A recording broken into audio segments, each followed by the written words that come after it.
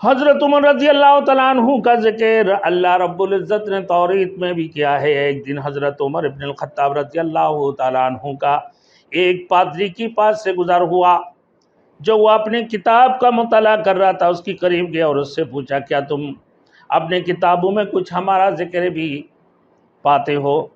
پادری نے کہا کہ ہاں، تم لوگوں کی صفات اور اعمال کا ذکر ہم اپنے کتاب میں پاتے ہیں۔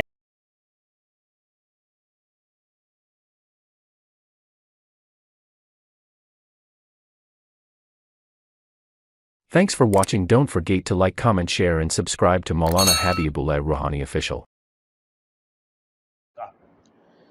حضرت عمر رضی اللہ تعالیٰ عنہ کا ذکر اللہ رب العزت نے توریت میں بھی کیا ہے۔ ایک دن حضرت عمر ابن الخطاب رضی اللہ تعالیٰ عنہ کا ایک پادری کی پاس سے گزر ہوا، جو وہ اپنے کتاب کا مطالعہ کر رہا تھا۔ اس کی قریب گیا اور اس سے پوچھا، کیا تم اپنے کتابوں میں کچھ ہمارا ذکر بھی پاتے ہو؟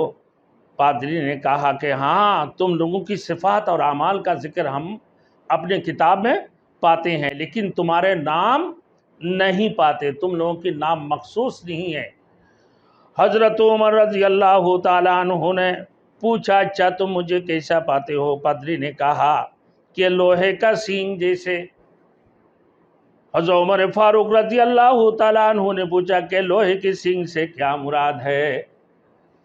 تو وہ پادری کہنے لگا، اس نے کہا کہ سخت مجاز حاکم، بہت سخت مجاز حاکم، آپ بڑے ہیبت والے ہیں، لوگ آپ کو دیکھ کر ڈر جاتے ہیں، بلکہ شیطان ابلیس بھی حضرت عمر فاروق رضی اللہ تعالیٰ عنہ کو دیکھ کر ڈر کی مارے بھگ جاتے تھے۔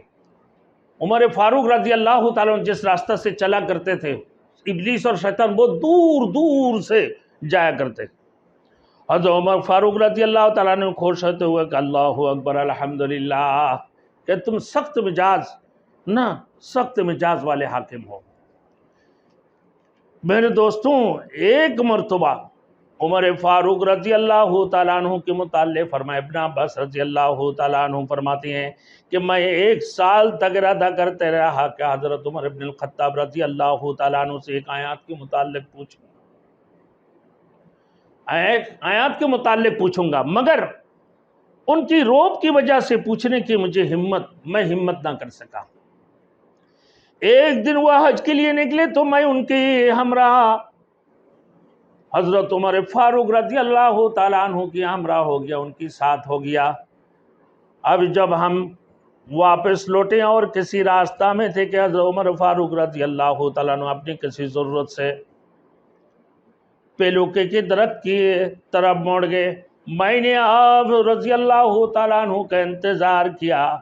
جب فارغ ہوئے تو میں آپ کے ساتھ چلنے لگا اور میں نے ان سے پوچھا کہ اے امیر المومنین، ازواج مطہرات میں رضی اللہ تعالیٰ عنہ اجمعین میں سے کن 2 ازواج مطہرات رضی اللہ تعالیٰ عنہ حضور صلی اللہ علیہ وسلم کے لیے باہمی تعاون کیا تھا، یعنی وہ منصوبہ سازی کی تھی، وہ کون ہیں؟ وہ دونوں ازواج امہات المومنین میں، ازواج مطہرات میں سے وہ دونوں کون خاتون تھیں، کون صحابیہ تھی؟ حضرت ابن عباس رضی اللہ تعالیٰ عنہ نے فرمایا کہ وہ حفصہ اور عائشہ رضی اللہ تعالیٰ عنہما ہیں، یہ دونوں حضرت حفصہ اور عائشہ رضی اللہ تعالیٰ عنہما ہیں۔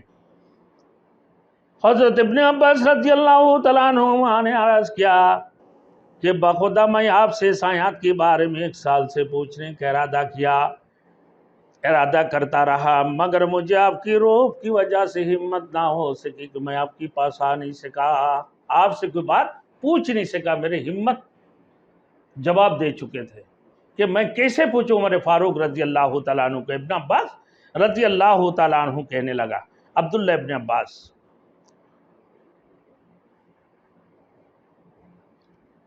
ایک مرتبہ حضرت عمر فاروق رضی اللہ تعالیٰ عنہ تک ایک عورت کی خبر پہنچی جس کا خاوند سفر پر گیا ہوا تھا کہ وہ عورت مردوں سے زیادہ باتیں کرتی تھی۔ آپ رضی اللہ تعالیٰ عنہ کو یہ بات سخت ناگوار گزری اور اس عورت کو پیغام بھیج دیا، وہ اور اس کو بلا لیا۔ اس عورت نے کہا کہ عمر رضی اللہ تعالیٰ عنہ کو میرے کام سے کیا تعلق ہے، میرے کام سے عمر فاروق کو کیا کام ہے؟ وہ کون ہوتا ہے مجھے پوچھنے والی؟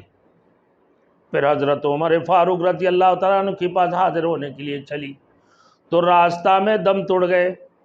جب عمر فاروق رضی اللہ تعالیٰ عنہ کے بعد چلے تو راستہ میں وہ درد زا میں گرفتار ہو گئی، یعنی اپنے بچے ہونے والے تھے۔ اب میرے دوستوں واپس ہی گھر چلی گئی، گھر آ گئی، اور گھر آنے کے بعد بچہ جینا، بچے نے پیدا ہوتے ہی 2 چیخیں ماری اور اس کے بعد وہ بچہ دم توڑ گیا، انتقال ہو گیا۔ حضرت عمر فاروق رضی اللہ تعالیٰ عنہ اصحاب رسول صلی اللہ علیہ وسلم سے اس بارے میں مشورہ لیا تو بعضوں نے مشورہ دیتے ہوئے کہ آپ سب مشورہ دیتے ہوئے کہا کہ آپ رضی اللہ تعالیٰ عنہ کے اوپر کچھ نہیں آتا، آپ تو والی اور معدب ہیں۔ کہ آپ ان کے بارے میں پوچھا تو پھر کیا ہوا نا، آپ کے اوپر کچھ نہیں آتا کیونکہ آپ ان کی والی اور معدب ہیں، ان کا ادب سکھانے والے ہیں اور ان کی والی ہیں۔ حضرت علی رضی اللہ تعالیٰ عنہ خاموش تھے۔ امیر المومنین حضرت عمر فاروق رضی اللہ تعالیٰ عنہ حضرت علی ابن ابی طالب رضی اللہ تعالیٰ عنہ کے قریب گئے اور خاموش بیٹھے ہوئے تھے۔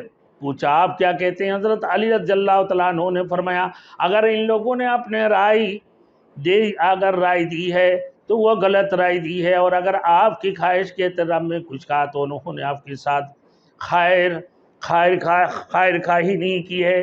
میرے رائے یہ ہے کہ اس کی دیت خون بہا آپ کی ذمہ ہے، کیونکہ آپ نے اس عورت کو گھبراہٹ میں مبتلا کیا تھا۔ آپ نے گھبراہٹ میں اس عورت کو مبتلا کیا تھا، جس کی وجہ سے وہ گھبراتی ہوئی آپ کے پاس آتے ہوئے بچہ جنم دیا۔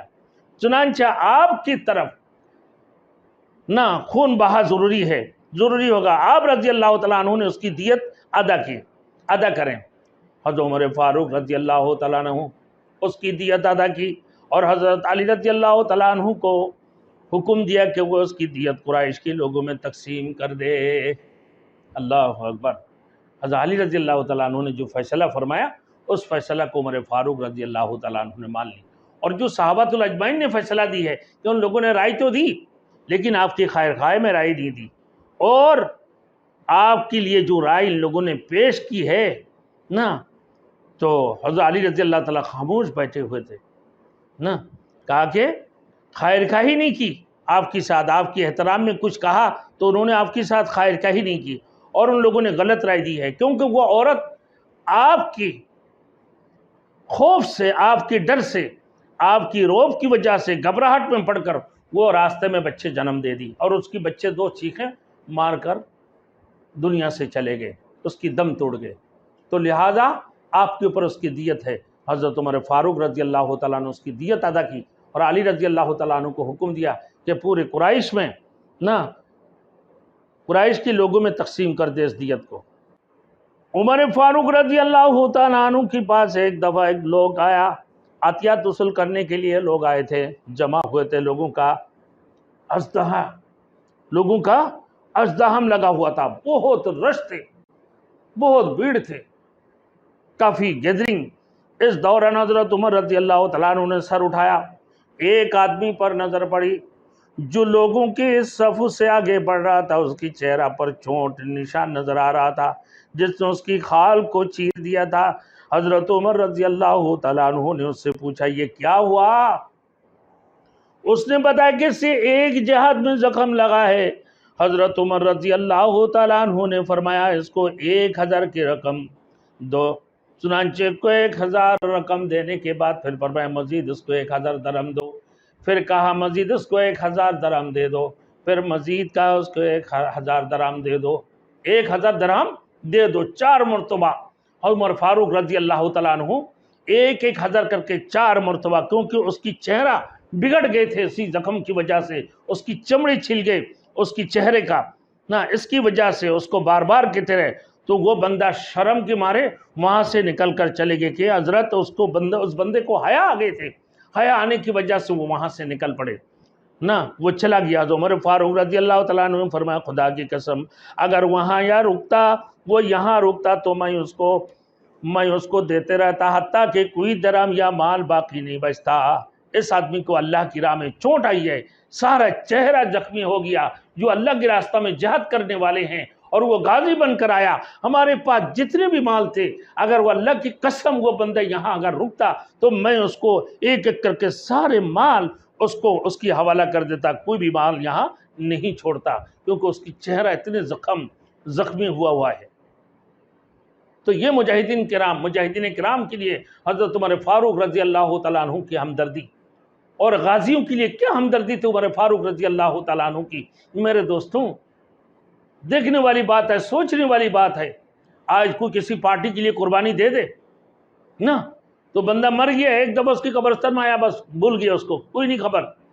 لیکن عمر فاروق رضی اللہ تعالیٰ عنہ جہاد پہ جانے کے بعد جب شہید ہو جاتے ہیں، شہداء کی وارثین کا بھی خیال کیا کرتے تھے، اور جب وہ جہاد پہ جا کر جانے کے بعد جب غازی بن کر آتے تھے، ان غازیوں کی طرف بھی بہت خیال کیا کرتے تھے، بڑا ہمدردیاں کیا کرتے تھے، کیونکہ وہ دین اسلام کے لیے، الہ کلمت اللہ کے لیے، اللہ کے راستے میں جہاد کرنے کے لیے گیا تھا، جس کی وجہ سے اس کی پورے چہرہ کی چمڑی چھیل گئی اور اس کی چہرہ بگڑ گیا ہے، جس کی وجہ سے عمر فاروق رضی اللہ تعالیٰ عنہ نے بار بار اس کو 1000 درہم، پھر 1000 درہم، پھر 1000 درہم، پھر 1000 درہم، پھر اس بندہ کو جب حیا آگے تھے وہ وہاں سے اٹھ کر چلا گیا۔ عمر فاروق رضی اللہ تعالیٰ عنہ کہنے لگا، خدا کی قسم، اللہ کی ذات کی قسم جس کی قبضہ میں میرے جان ہے، اگر وہ بندہ یہاں رکتا تو میں اس کو دیتے رہتا، حتیٰ کہ جب تک یہ مال اور یہ سامان جب تک ختم نہ ہوتا تب تک میں اس کو دیتے رہا، وہ سارے مال اس کو دے کر ختم کر دیتا۔